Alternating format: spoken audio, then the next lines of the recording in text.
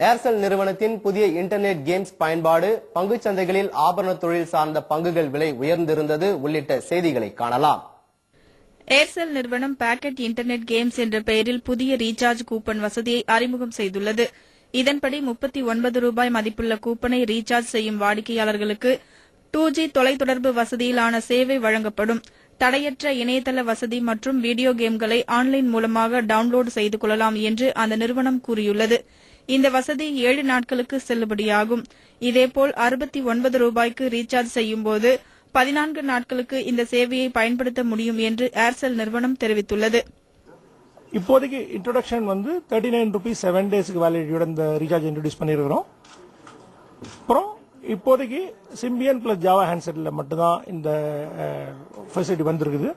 இன்னும் 4 வீக்ஸ் டைம்ல நாங்கள் ஆண்ட்ராய்டு ஹேண்ட்செட்ஸுக்கும் இந்த unlimited game download and unlimited game download from Aircel அந்த ஃபெசிலிட்டியை இன்ட்ரோடியூஸ் பண்றதுக்கு பிளான் வச்சிருக்கிறோம்.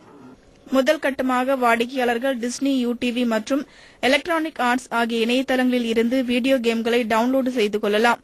இதற்கு கிடைக்கும் வரவேற்பை பொறுத்து இதர வீடியோ கேம் இணையதளங்களுடன் ஒப்பந்தம் செய்து கொள்ளப்படும் என்று ஏர்செல் குறிப்பிட்டுள்ளது.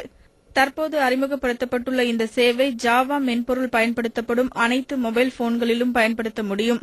ஆண்ட்ராய்டு மொபைல் போன்களில் இந்த வசதி இன்னும் 4 வாரத்தில் அறிமுகம் செய்யப்படும் என்று ஏர்செல் தெரிவித்துள்ளது.